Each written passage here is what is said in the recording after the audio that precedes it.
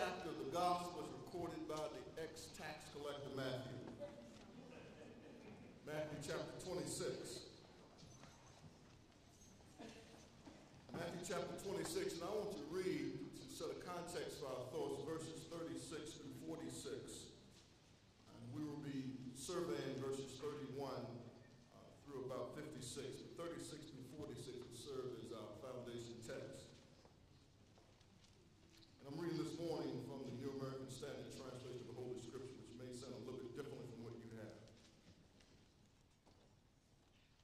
Then Jesus came with them to a place called Gethsemane, and said to the disciples, "Sit here while I go over there and pray."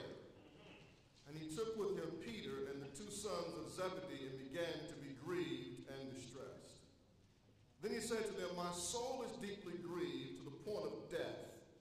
Remain here and keep watch with me." And he went a little beyond them and fell on his face and prayed, saying, "My Father, if it is possible, let this cup pass from me. Yet not as I will, but as thou wilt." And he came to the disciples and found them sleeping, and said to Peter, "So you men could not keep watch with me for 1 hour? Keep watching and praying that you may not enter into temptation. The spirit is willing, but the flesh is weak." He went away again a second time and prayed, saying, "My Father, if this cannot pass away unless I drink it, thy will be done." And again he came and found them sleeping, for their eyes were heavy. And he left them again and went and prayed a third time, saying the same thing once more. Then he came to the disciples and said to them, "Are you still sleeping and taking your rest? Behold, the hour is at hand, and the Son of Man is being betrayed into the hands of sinners. Arise, let us be going. Behold, the one who betrays me is at hand." May the Lord's rich blessing be upon his word, may be sanctified in our hearts. Can we pray together? Father, we thank you for the word. For your instant your word gives life. And with great expectation, anticipation, and hope, we believe in, Father, that you will rend the heavens. You'll come down, Lord, and impregnate this place with your presence. Your Holy Spirit will move and stir us to be open and receptive to the unsearchable riches of Christ. We pray for that man, woman, or boy, or girl who never come to faith in Jesus Christ. That maybe today they'll bow and say, "What must I do to be saved?" Speak, Father, for your servants have ears to hear. In Jesus' name, amen. You may be seated.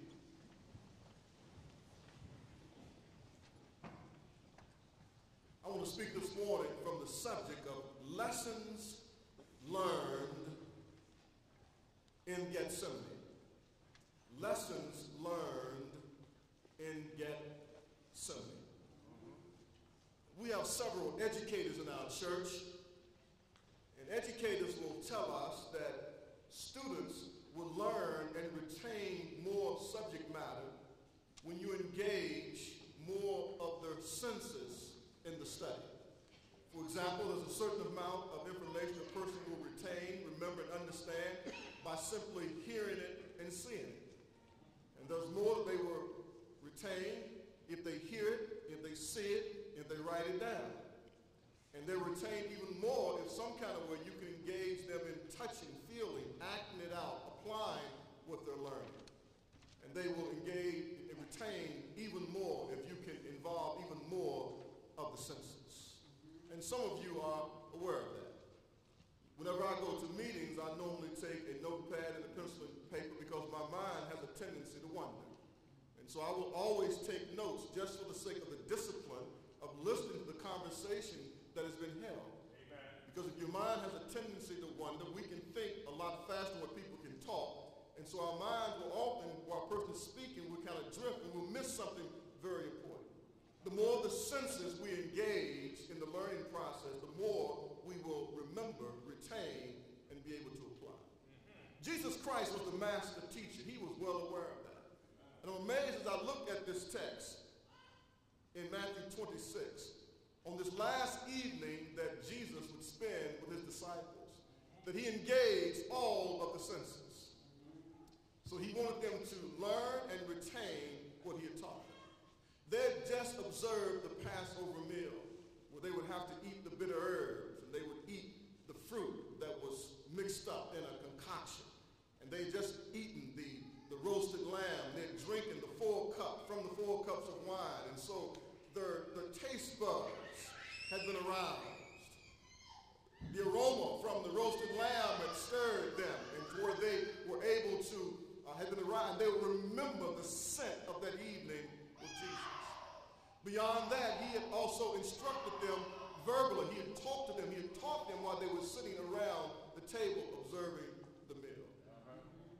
He had also demonstrated what it meant to be a servant. He actually acted out for them as they were arguing and debating as to who was going to be the greatest in the kingdom. The Bible says in John 13, he got up from the table, he girded himself, he took a towel, he took a basin of water, and he washed their feet.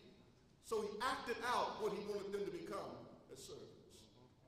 And so now in this final act in Gethsemane, the last time that he would convene a classroom, and Jesus was always convening a class, and the class was always in session. He never told them, gentlemen, get out your palm powders. Take out your sheepskins and write this down. No, class was always in session. And he was always teaching by parable, teaching by example, teaching by practice. But there is no more poignant demonstration of Jesus instructing his disciples than in Matthew 26, verses 36 to 46 in the garden. And it would behoove you to listen well from the lessons that we learn from Gethsemane. The setting of this text, Thursday night, the month of Nisan, the 14th day. The year is either 30 or 33 AD. It all depends on when you date the birth of Christ. And there is some disagreement among the theologians as to exactly the year in which Jesus was born. But it's 30 or 30 AD, Thursday evening, Nisan 14, and they're in Jerusalem. Jesus had just observed the last Passover meal, the last official Passover that the Jews would observe had taken place. And he had changed the Passover now into the Lord's Supper, to the communion, to his memorial meal, to where they were to gather together, all those who put their faith in him as Savior, and they were to remember him and remember that his body was offered and his blood was shed for the remission of sins. Jesus is about to fulfill the messianic passage of Isaiah 53, which we read in our responsive reading from Isaiah 53, verses 1 through 9. He's ready to fulfill the messianic passage from Isaiah 53 that said he was a man of sorrow and acquainted with grief, Isaiah wrote. And through the gospel records, every now and then we will catch a glimpse of Jesus' sorrow and his grief. We see him in the gospel record. He stands on the mountain and he looks at Jerusalem and he weeps over the condition of Jerusalem. He weeps over the spiritual lethargy. He weeps over their indifference to the things of God, and tears flow from his face. And he says, "Oh, Jerusalem, Jerusalem, how often would I have gathered you in as a mother hen with her chickens, but you just wouldn't come." For he knew that pending doom and pending judgment awaited Jerusalem because they had rejected him as the Messiah. We see this man of sorrow and acquainted with grief. And while there's all this frivolity and excitement going on around Jesus, his mind is riveted like a flint toward the cross of Calvary. So there's always a somberness about Christ because of his work in ministry. And then we see him again in John chapter 11, verse 35. He comes to a place called Bethany where his good friend Lazarus resides and his sisters Mary and Martha. Lazarus has died. He's been dead for 4 days. They call Jesus to comfort the family, and he shows up. And even in his divine omniscience, he knew that he was going to raise Lazarus from the dead in just a few moments. The Bible says he bowed before the tomb of Lazarus. He bowed his head and he began to weep and lament, and it was so intense. His grief was even the hardened, sadistic Pharisees and scribes looked at Jesus and said, "Oh, how he loved him," speaking of the love that Jesus had for Lazarus. But his grief was not the grief of a person who had lost just a friend, because he knew he was going to resuscitate Lazarus and bring him back to life. His grief was over the sinfulness of humanity. His grief was over the hardness of the hearts of the religious leaders. His grief was over the fact he knew that sin would continue to ravage the human race, and there would be many more tombs at which Marys and Marthas would grieve, many more times that people's hearts would be broken, and there would not be an immediate resuscitation. So divine omniscience, divine omnipotence allows himself to be trapped in John chapter 11, to be trapped by the grief of two of his friends. And so we see this man of sorrow, acquainted with grief. But there's nothing like Gethsemane. There's no earthly depiction of the sorrow and grief of Jesus like Gethsemane. This is one of the most powerful texts in all of the Bible. The agony of Gethsemane. And I believe Gethsemane serves a threefold purpose for the people of God. There's a threefold purpose of what God teaches us from Gethsemane. First, he teaches us how Jesus was prepared for the cross. This was Jesus' last really assignment, his last ordeal, his last temptation, his last test would take place in Gethsemane. And not only was it his last test before the cross, also it was to serve as an example to the apostles, to the disciples, and to us, how we are to face the crosses in our lives. And thirdly, Gethsemane serves to teach us as the followers of Jesus how to call on God, how to really call on him, how to call on him. His final test, an example to us how to face trials and tests and crosses, but how really to call on God. Let's look at this place. You've heard a lot about it. Gethsemane. This is a real place, not make-believe stuff. Real place. Gethsemane. The theologians and the archaeologists are not quite sure the exact location of Gethsemane. They have identified two possible sites. Both of them are at the foot of the mount called Olivet, or the Mount of Olives. It's about a 70 paces square place. Beautiful olive trees and beautiful rose garden. Just a gorgeous, gorgeous place. And it's a fenced-in olive garden. For Gethsemane means the olive press. So it was a beautiful place. If you read in Luke chapter 22, you'll find that Luke says that Jesus was wont, the King James says, which interprets he often came to this place with the disciples. So it was a place of rendezvous where he would retreat from the hustle and the bustle of ministry, and he would gather together in this beautiful place, in this familiar place with his disciples. And they would have fellowship, and they would have a time of prayer. I think there's a lesson to learn from that, is that the beautiful places, the familiar places, in those beautiful places that we are accustomed with, we will endure some of our most intense trials and tests. Some of our greatest agony and pain will take place in beautiful places. When everybody else is patting us on the back and telling us, you got it made, you sure are blessed of the Lord, and they cannot see beyond the veil that covers us and cannot see the agony and the anguish and the stress that we're dealing with. The apostle said, this is the Son of God. He's going to sit on the throne of David. Those men who had been with Jesus for 3.5 years, they said no one is as blessed as Jesus, but they did not understand the ordeal that he had to deal with. In a beautiful place. In a familiar place. Jesus had been trying to emphasize to the disciples, brethren, we are at a crisis point in this ministry here. He had told them the Son of Man is going to be betrayed to be crucified. He had told them, you're all going to abandon me and you're going to flee. He had tried to get them to understand this was the highest crisis in his own life and in their lives. But they were oblivious to the crisis that they were facing.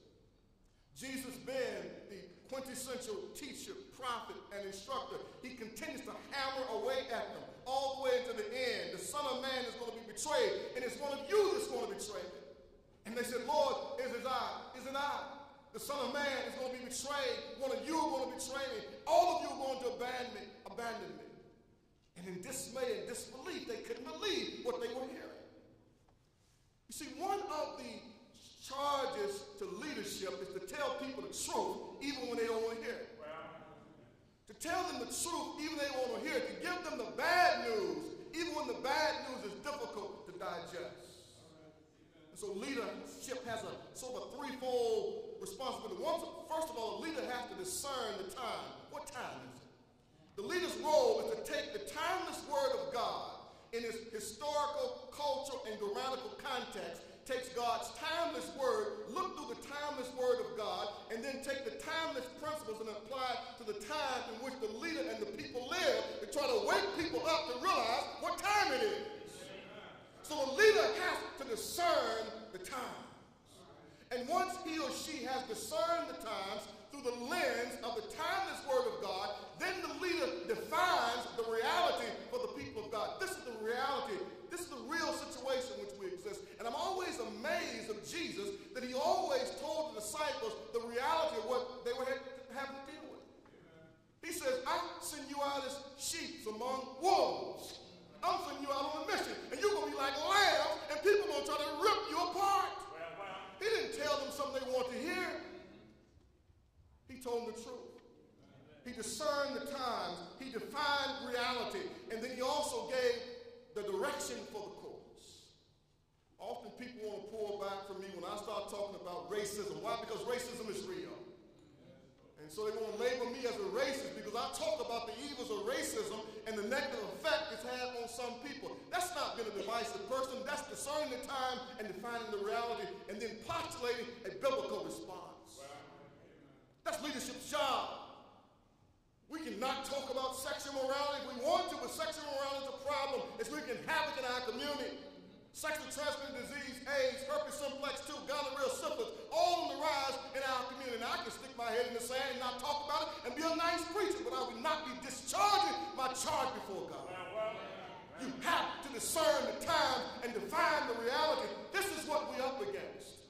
Now the question is, are we up for the challenge? Are we up for the job? If we're not up for the job, then get out the way and let someone else who want to do the job take the job. Have to discern the time, to define the reality, and then you direct the course. And that's what Jesus was always doing. He made sure that his disciples were firmly planted in the reality of the situation in which they had to deal. And sometimes the church wants to stick its head in the proverbial sand, thinking we can just come together, sing and dance and shout, and have a sanctified pep rally, and we've done the will of God. All we've done is stirred ourselves up emotionally. If singing, dancing, shouting, having a pep rally doesn't charge and change us so much so we will go back to the neighborhood and back to the community and tell somebody about Jesus. And serve somebody and weigh in on the weighty issues of the day and say, thus saith the Lord. That's what the people of God are supposed to do. Anybody can be the tail light. It's the church's job to be the headlight. Shining light upon the darkness. That's the church's job. That's the church's job. And I have no insight that you don't have. I don't have no crystal ball, and I've never heard an audible voice from God. But I stand in this book, and I'm trying to understand, Lord, what time is it in which I'm living? What is the time in which I'm living? What are people dealing with? So how do I speak a timeless word in time to the issues of the day to get people to realize that you really are God and your word really does have the answer? Well, I could chase that rabbit for a while, but I'm not. Jesus being the perfect leader and the perfect teacher, always fully cognizant of the time. And so what did he say? My hour is coming. Discerning the time. What is the reality?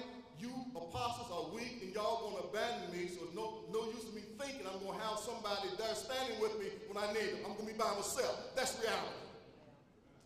And so what is the course? I better pray. That's the course. Jesus says, I better go and Gethsemane. I better talk to the Father for myself because these men who've been with me for 3.5 years, if I really need them, they're all going to be there. I'm going to stand by myself. Now, you would think that based on everything Jesus was telling them, they would have suggested, Jesus, maybe we ought to pray. If you were going to be betrayed by one of us, if you were going to be turned over to the Jews, then to the Romans and crucified, maybe we ought to pray, but it never crossed their mind to pray. Jesus goes to Gethsemane, and he's there praying by himself. So here we see the perfect God-man in his most stressful moment by himself. In essence, people are around him, but he's really by himself. So in this scene, God shows us how to face temptation, stress, pressure, disappointment, and total submission to the will of God. Now, if you read the Bible carefully, you find that when Jesus began his earthly ministry, baptized in John and in Jordan, Matthew 3 and Luke 3, led by the Spirit into the wilderness to be tempted of the devil, and there in the wilderness, how many times was he tempted? 3 times he was tempted. And the temptations, they appeal to the full spectrum of the temptation, the lust of the flesh, the lust of the eyes, the pride of life. Each time on the Mount of Temptation, he defeated the enemy by saying, "Thus said the Lord, it is written, man shall not live by bread alone, but every word that proceeds from the mouth of God. Thou shalt not tempt the Lord thy God. You used to worship the Lord thy God, only him shall you serve." So in the first three temptations, he used the word of God. Here in his last temptation and trial and test, he used prayer. And I believe that in the Garden of Gethsemane, this was Satan's most powerful assault against the Lord Jesus Christ. Satan wanted to kill him in the garden. He wanted to kill him there to keep him from getting to the cross. Because had Jesus died anywhere short of the cross, been hung on the cross, then the gospel would not have been fulfilled. Because the prophets had prophesied he'd be nailed to a tree, curses everyone who hangs on the tree. He had to die by crucifixion.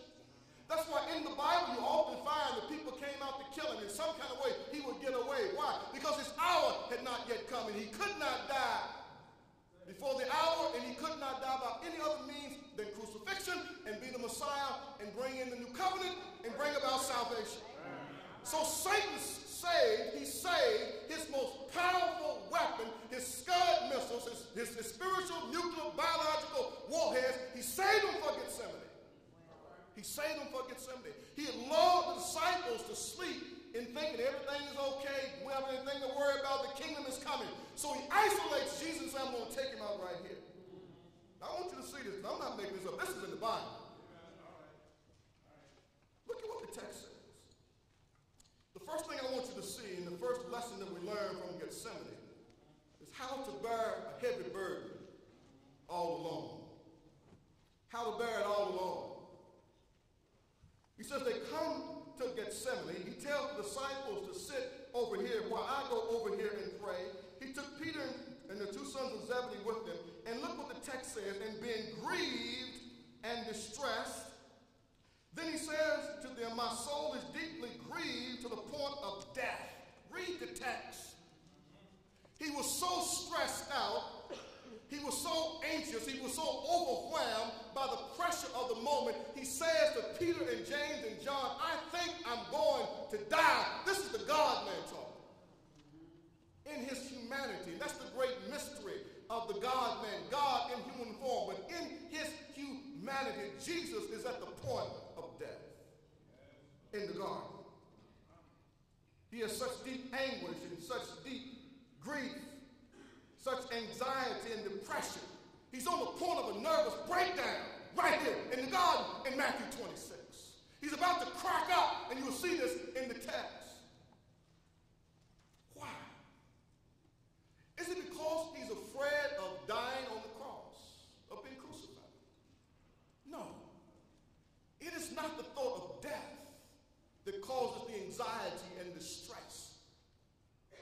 It is the thought of being the sin bearer, the righteous, pure, perfect Son of the living God, now has to vicariously entertain the thought that I'm getting ready to drink from the bitter cup, the dregs of the punishment for all the sins of all the world, of all time. I'm getting ready to become the target of God's bullseye to pour out his wrath. And he was repulsed by that. He was repulsed by it.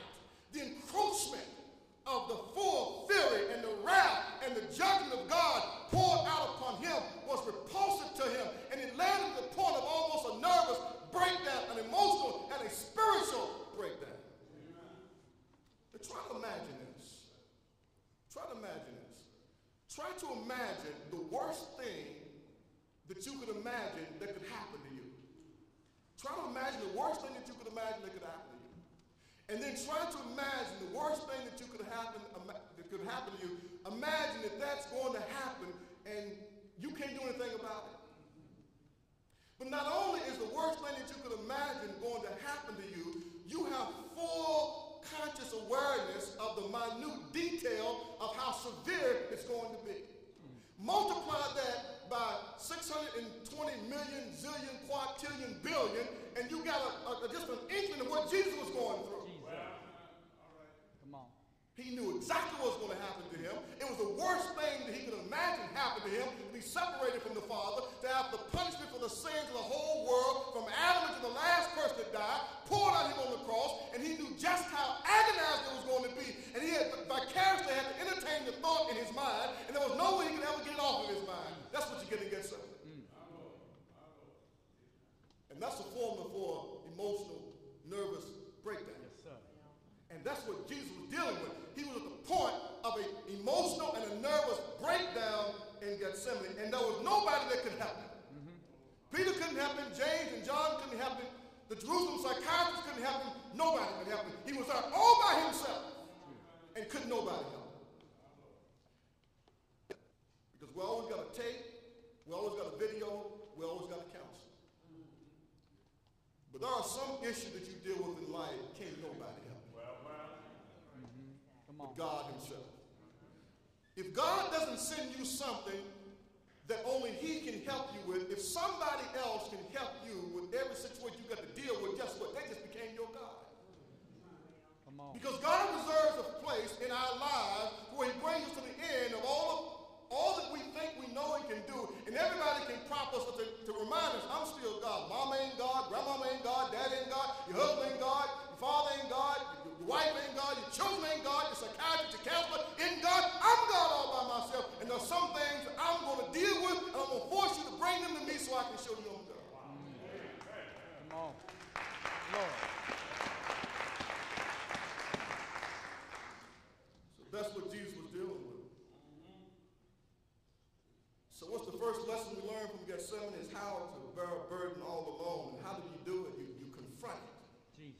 You confront it head up. Jesus confronts this situation head up. He doesn't try to move around it. He confronts it head on. And he takes it to his Father. And he says, Father, if it's possible, can't this thing pass from me? Is there any other way that the world can be saved? Is there any other way that redemption can be wrought? Is there any other way?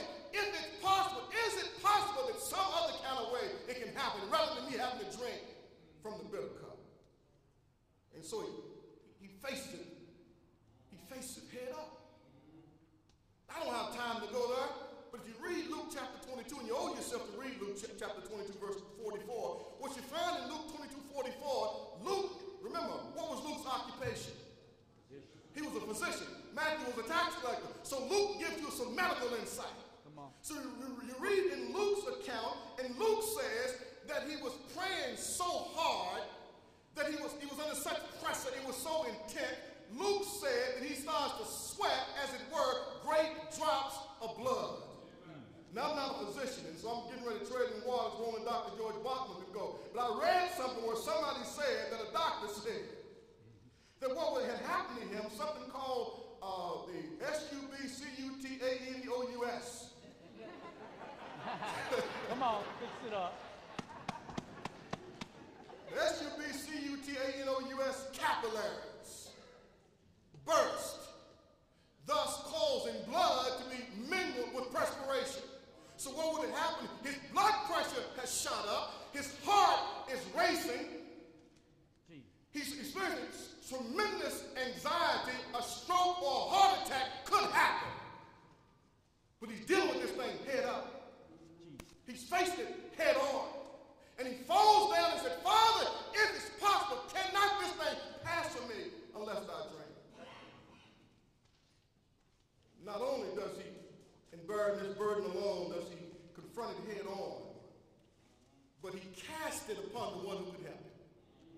Peter couldn't. He didn't even talk to Peter about this, and that was one of his right-hand men. James or John, he says, only God can help you with this. He cast upon the one who could help him. And I heard Peter, I think Peter understood that lesson from the lesson in Gethsemane, because I heard Peter, I hear him talking, I hear him from antiquity, I hear Peter speaking to us this morning when he says in 1 Peter 5:7, cast all of your cares upon him. Why, Peter? Because he cares for you. Peter said, I've learned there's some issues and circumstances, all I can do is try to bundle them up and pick them up and wrap them, walk my way to the altar and cast them upon the Lord, because he's the only one that can help me, who cares for me enough and that can do something about it. And then Paul echoes from Peter when he says in Philippians 4:6, don't be anxious, don't be frustrated, don't allow your emotions to run wild. for anything, but in everything by prayer and supplication with thanksgiving, let your request be made known unto God. And the peace of God that passes all understanding should keep your hearts and minds through Christ Jesus. I wish it wasn't daylight saving time when y'all had lost an hour's sleep last night. I'll take my time and I'll walk through this. Sir. I got to break it off. I got to break it off because y'all in a hurry to get up out of here. He confronted head on. He cast it upon the one who could help him. He made his request be made unto the Father, and he didn't beat around the bush. He came straight with the Lord. Is there any other way? If it's possible, can you do it some other way? After confronting head on and after casting upon the Lord, I see something else he did. Look at the text. Verse 39, he went a little bit beyond him and fell on his face, praying and said, my Father, if it's possible, let this cup pass from me, yet not as I will, but as thy wilt. He confronts it, he casts it upon the Lord, and then he commits and submits himself to the will of God. He commits and he submits himself to the will of God. He says, I am repulsed by this. I don't want to be estranged from you. I don't want to have to endure this horror. But if it's your will, if that's the only way, your will be done. Are you committed to? Are you submitted to the will of God? Even when you have to drink from the bitter cup of loneliness, rejection, disappointment, heartaches, setbacks, will you just say, Lord, if I got to go through this, to be the man or the woman of God that you call me to be, I'm repulsed by it. I don't want to go through it. But if it's your will, I'm going to trust you. Jesus. We spend too much time in America. We spend too much time and too much money trying to avoid drinking from the bitter cup. And sometimes within the Christian community, the only way we can be the men and women God wants us to be, the only way that God can use us to become deliverers in the lives of other people. Not that we can save anyone. We don't have any meritorious ability to save, but the time God takes us through something, the mere fact that we survived it becomes hope for somebody else to believe that maybe they can survive too. So he confronted head on, he cast it upon the Lord, he commits and submits himself to the Lord. And he continues to watch and pray. He keeps on. He said, y'all better keep watching and keep praying, because just when you think it's over, it's not over yet. Just when you think you done got over, you're not over yet. We're not over until we're over. Clear over to the other side. Are y'all going to follow me today? The war isn't over until it's really over. And our troops found that out over in Iraq. The oldest ploy in the history of war games. I surrender, I give. I surrender, I give. And our troops relaxed. It cost some of them their lives. It's not over until it's over. So Jesus understood. It's not over yet. I'm not at Calvary yet. I'm not in the tomb yet. I haven't been raised yet. I got to keep watching. I got to keep praying. And you gentlemen better keep watching. And y'all better keep praying. And then on this first point, the second point is real short. Lessons we learned from Gethsemane. How to bear a burden all alone, confronting it head on, casting it upon the Lord, committing and submitting yourself to the Lord, continuing to watch and pray. And then there's one other thing I see here. And I saw this after it got too dark for me to cut grass. But I was still out there cutting, so my neighbors turned on their lights. I wish this man would cut this lawnmower off. Look at what it says. Verse 42, and he went away a second time and prayed, said, my Father, if this cannot pass away unless I drink it, thy will be done. And again he came and found them sleeping, for their eyes were heavy. And he left them again and went away and prayed a third time, saying the same thing once more. Then he came to the disciples and said to them, are you still sleeping, taking your rest? Behold, the hour of the hand, the Son of Man is being betrayed into the hands of sinners. Arise, let us be going. Behold, the one who betrays me is at hand. Do you see the miracle here? Do you see the miracle right there? You got to read between the white spaces. The miracle takes place between the white spaces. Here we have a man's heart that is racing, blood pressure that is risen, sweating great drops of blood, dehydrated, about to collapse. Maybe to have a nervous breakdown, maybe even to die. But after talking to God, his Father, he receives strength, and now he's ready to courageously face his enemies. Just a little talk with Jesus. Tell him all about his problem. He'll hear a humble prayer and answer by and by. Jesus goes from a point of doubt now to stand up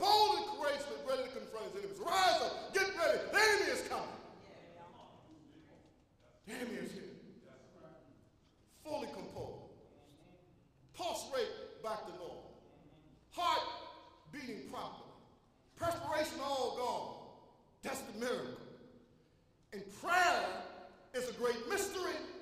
And in that mystery, God performs tremendous miracles. And I don't understand it. I don't understand a sovereign God who's going to do what he wants to do and doesn't have to answer to anyone, who doesn't have to accommodate anyone, but a sovereign God says to his people, cast your cares upon me. Pray without ceasing. Continue in prayer. I'll hear your prayers. And God can run to heaven and God can come down. And even if you're in the Garden of Gethsemane, feeling like you're ready to collapse under the emotional strain and stress of life, I dare you to go in your prayer closet. Don't pick up the telephone. Take it off the hook and go in your prayer closet and cry out to God and stay there and grab hold of the altar and plead your case before God. Plead your case before God.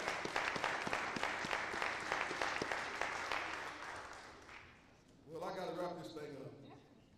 First lesson we learn is how to handle a burden by ourselves. The second lesson that we learn from Gethsemane is how to handle betrayal by close confidant. It's just one thing to be betrayed by an enemy. That's an oxymoron. An enemy cannot betray you because your enemy is an enemy. The only person that can betray you is a friend. If someone is on the other side, they can't betray you. You know where they are. The only one that can betray you is the one who's on the same side with you. So the second lesson we learn from Gethsemane is how to handle the betrayal of a close friend. Judas the treasurer, man. We didn't let anybody keep the money. Judas was the treasurer, the trustee of the apostolic band. But he was treacherous. He was a crook. He was a thief. He was a rogue. Here these guys out preaching their hearts, out taking a little meager offerings, and Judas is going out and buying himself designer robes and sandals. Read the text. I don't have time to deal with the whole text this morning. But read verse 47. It says, while he was still talking to the disciples, here comes Judas. Here he comes with the CIA and with the FBI and with the Republican Guard. They come to arrest Jesus. Great money. They come with swords and clubs. See, Judas had won. He won. He won. This is a bad man. I just saw him speak and I just saw wind. Stop. Storm, stop. I saw this man walk on water.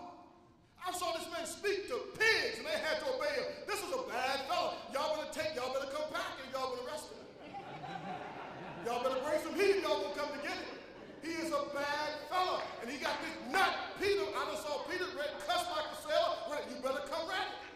So they bring out a whole legion of soldiers to arrest one man because Judas had won. So they show up there, and Judas is leading the pack, and Jesus see him coming. But watch what happens in the text. Come on. When Judas gets to Jesus, when he gets there, he discloses his true nature and character. He is the colossal misfit. He is the ultimate hypocrite. And he comes to Jesus, and with a term of endurance, and you only kiss your good friends. And that's a culture in the old world. And in the Middle East of this day, you greet with an embrace and with a kiss on the cheek. And so he comes to Jesus and he kisses Jesus. And that which was supposed to be a sign of love, devotion, and endurance, Judas had turned it into a symbol of betrayal. He betrays him with the sign of endurance and of love and affection and loyalty. But look at Jesus' response. And when I hit this one, Deacon Mitchell, my lawnmower turned off.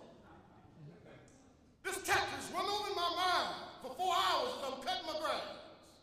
And when I came to this point, the lawnmower stopped. As if the Holy Spirit just stopped the lawnmower. I had to stop right there. I thought people thought I was crazy. I just stopped right there in the middle of the yard and just started shouting. Come on. Come on, man. Judas shows up and he kisses Jesus. The natural response for somebody that betrayed you is for you to attack him. To strike back. But Jesus does not attack. He does not strike back. You don't attack your betrayers if you learn the lesson in Gethsemane. Not only did he not attack Judas, he didn't even embarrass him. He didn't even embarrass him. He didn't even out Judas there in the garden. He could have outed him right there. He could have called him a hypocrite. You nothing piece of trash. You betrayed. I fed you for 3.5 years. I've told you. I've made you a part of my ministry. Now you betray me like this. He just said, friend, what are you here for? Call him a friend.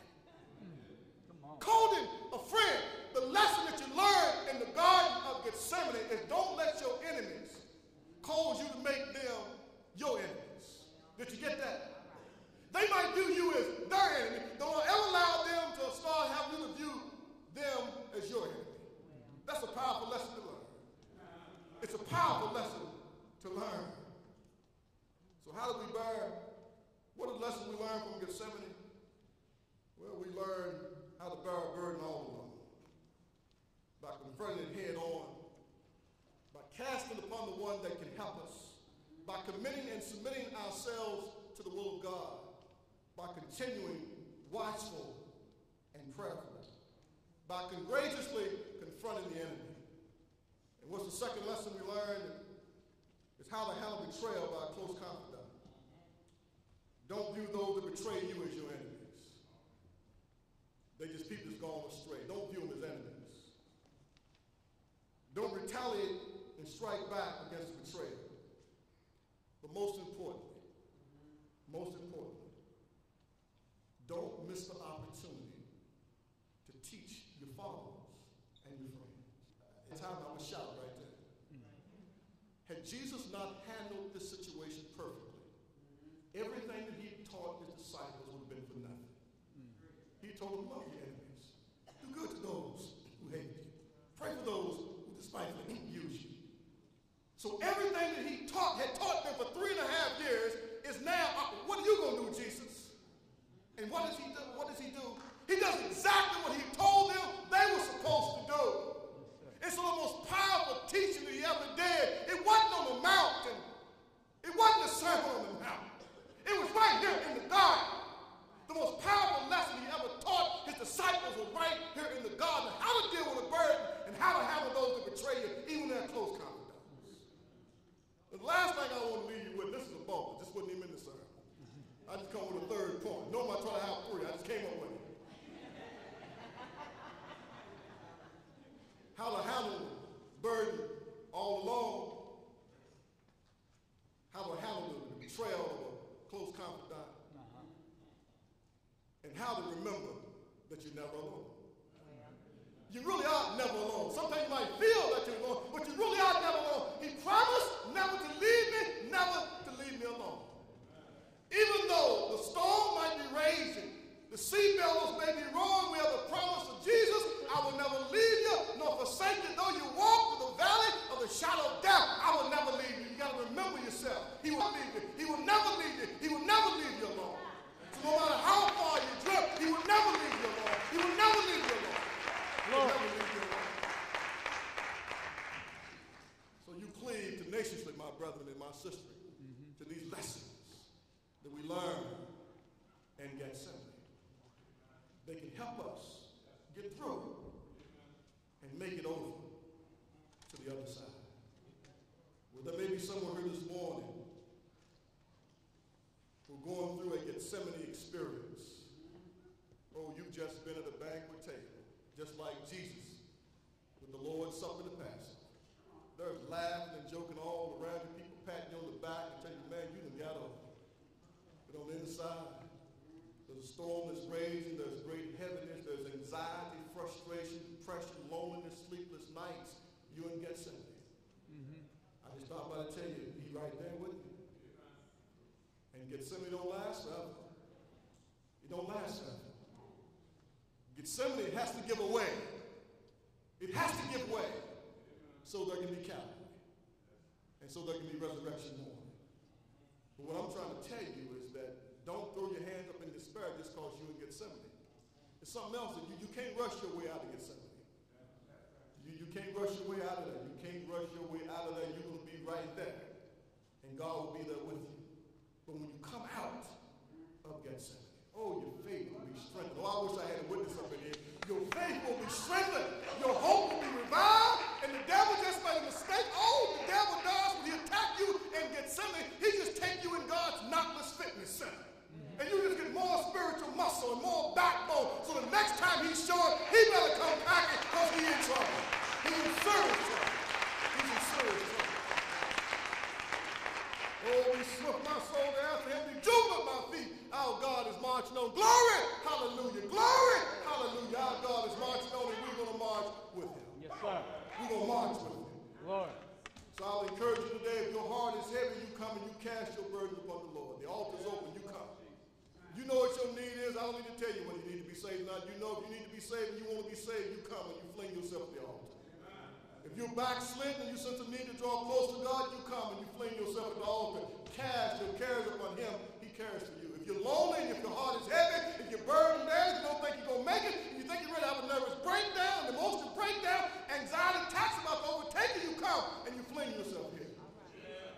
cry out to him.